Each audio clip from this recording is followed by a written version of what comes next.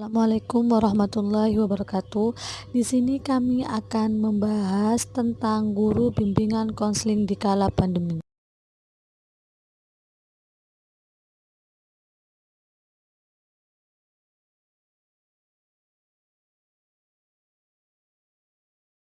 Pertama, kami di sini akan membahas tentang tantangan guru BK terhadap dampak mewabahnya COVID-19.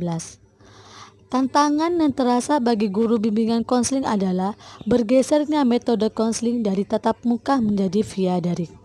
Hal ini berkaitan dengan kebijakan pembelajaran jarak jauh. Guru bimbingan konseling memang bisa mengubah metode layanan dasar pada siswa secara virtual. Karena pertemuan tatap muka belum memungkinkan, guru bimbingan konseling dapat mulai membantu siswa untuk mandiri dalam memecahkan masalahnya. Guru bimbingan konseling harus melakukan eksplorasi masalah melalui komunikasi secara sungguh-sungguh dan terus-menerus dengan siswa melalui daring. Dari langkah tersebut, guru bimbingan konseling dapat melanjutkan dengan memberi beberapa alternatif pemecahan masalah yang dibutuhkan oleh siswa itu sendiri. Selanjutnya, teknik pendekatan yang digunakan guru BK dalam era pandemi. Cyberkonseling adalah salah satu pendekatan yang terdapat dalam bimbingan konseling yang bersifat virtual atau melalui bantuan koneksi internet. Artinya bahwa proses konseling menggunakan teknik cyberkonseling ini akan berlangsung melalui bantuan koneksi internet.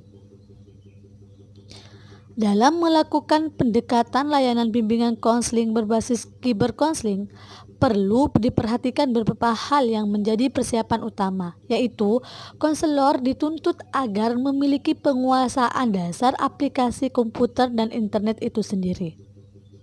Penggunaan cyberkonseling bukan berarti tidak menggunakan strategi layanan konseling lainnya.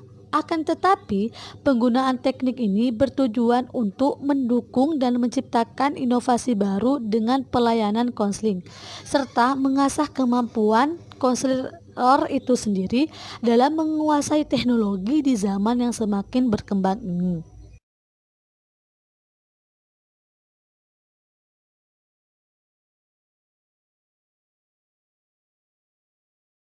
Selanjutnya, beberapa pendekatan layanan bimbingan dan konseling dalam bentuk cyberkonseling, yaitu pertama, layanan bimbingan dan konseling berbasis website.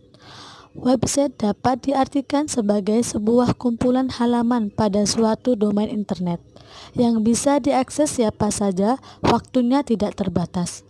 Dengan adanya website, konselor dapat melakukan layanan informasi yang berhubungan dengan bimbingan dan konseling. Dalam melakukan layanan ini, tentu harus memiliki website atau weblog tersendiri yang sudah online di internet. Kedua, layanan bimbingan dan konseling berbasis email. Email merupakan cara berkomunikasi secara cepat dan efektif melalui surat elektronik di internet.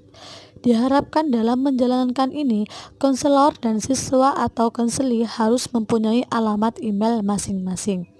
Ketiga, layanan bimbingan dan konseling berbasis video conference adalah konferensi video di mana data yang ditransmisikan dalam bentuk video atau audio visual.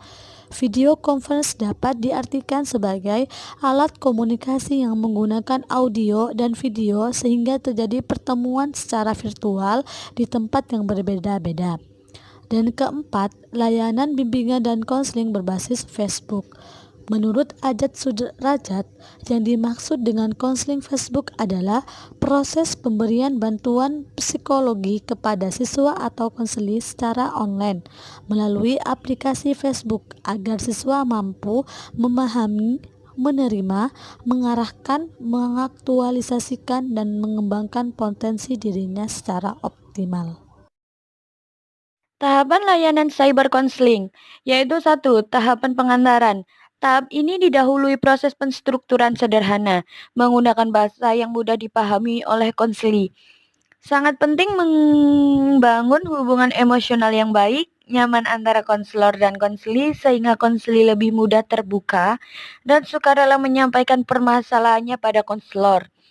Tahap 2, yaitu tahap penjajakan. Ini adalah tahap yang penting untuk mengetahui arah tahap pembinaan dalam konseling. Konselor melakukan pendalaman masalah konseli dengan melakukan teknik pertanyaan terbuka, refleksi, dorongan minimal, dan lain-lain. 3. Yaitu tahap penafsiran. Tujuan tahap ini memberikan makna atau arti dari masalah yang dialami oleh konseli. Pengungkapan masalah konseli di awali sesi konseling belum tentu sama dengan hasil penjajakan dalam konseling.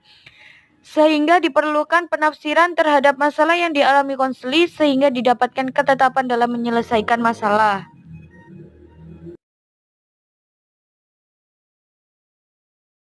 4. Yaitu tahapan pembinaan.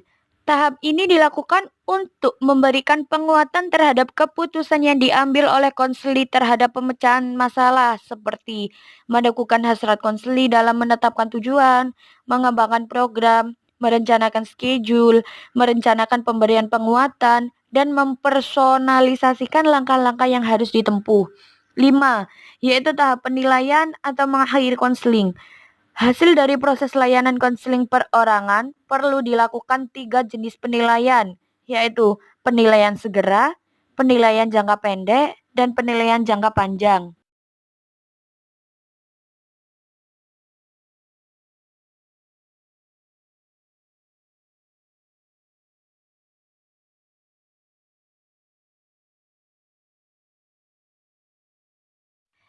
Peran guru BK di masa pandemi COVID-19 yaitu 1.